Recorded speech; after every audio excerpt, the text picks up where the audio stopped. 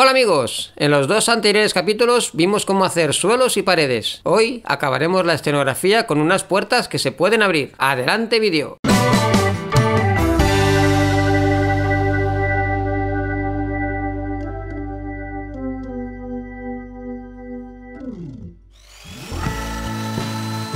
Corto listones de diferentes medidas para realizar el esqueleto.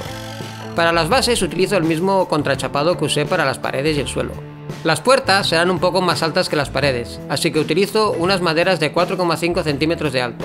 Desengancho unos listones de 6 centímetros de largo por 1 centímetro de ancho en la parte superior. Queda una hendidura por la que se puede deslizar el panel de la puerta. Una vez la estructura está seca y firme, realizo la forma del arco con pasta de celulosa para modelar. Encajo un tapón de botella en el hueco y me sirve para darle la forma de redondeada del arco. Aliso con los dedos humedecidos y corte el sobrante con un cúter.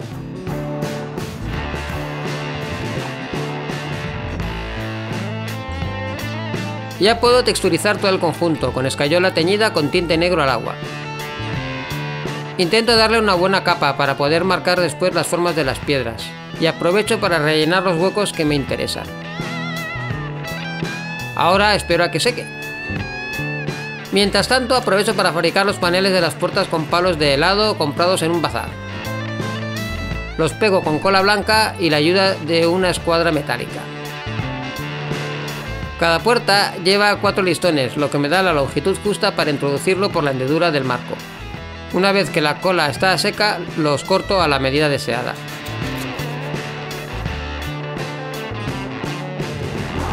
Le pego un suave lijado para suavizar los bordes que he cortado. Pego 2 listoncitos en el extremo curvo de cada puerta que sirven de agarre para abrirla y cerrarla. Esta parte superior la texturizo con el resto de la escayola, que todavía está moldeable. También relleno el hueco que queda entre los listones superiores. Una vez la escayola se ha secado bien, lijo todo el conjunto y me aseguro de que la ranura de la puerta tenga el ancho necesario, lijando y cortando si es necesario.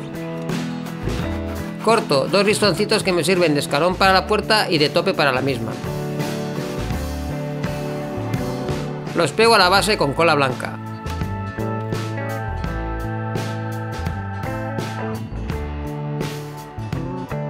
Compruebo que todo encaja y hago los ajustes necesarios. Ahora llega el momento de grabar las piedras. Empiezo por la clave o centro del arco. Primero las dibujo con lápiz utilizando una tapa de bote como guía para el arco. Ahora lo grabo todo con un punzón, una regla metálica y la tapa del bote.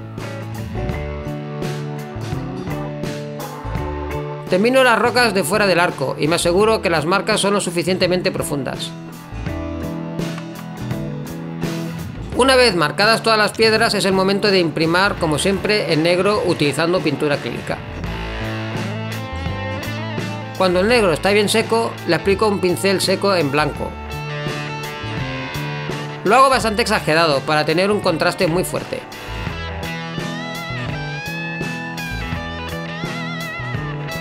Ahora voy a dar matices a las piedras de forma diferente a como lo hice en las paredes. En esta ocasión, en vez de un pincel seco suave, hago un filtro transparente sobre cada piedra con tonos muy diversos. Los superpongo si es necesario para que tengan más riqueza tonal. Esta manera es más lenta, pero se obtiene más sensación de profundidad.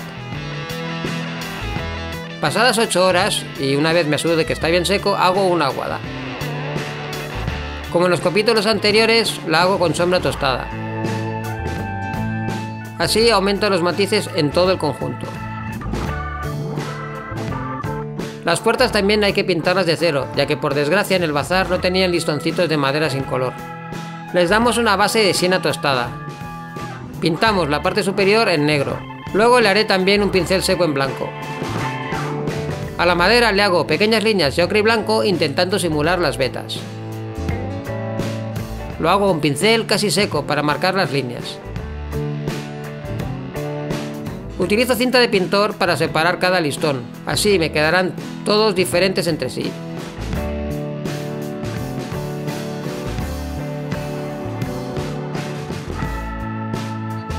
Voy pintando en diferentes tonos de marrón y ocre hasta que me gusta el resultado. Las puertas tampoco se libran de sus correspondientes aguadas, igual que la pared. Esto es importante para que todo el conjunto tenga el mismo aspecto de sucio y viejo. Una vez seca la aguada, ya puedo dar por terminada la puerta. Como veis, es un sistema para hacer puertas para juegos de mesa que queda bastante resultón. Ahora ya puedo montar todo el conjunto con las paredes y los suelos. Añado unas minis y ya podemos ver que el resultado es bastante chulo.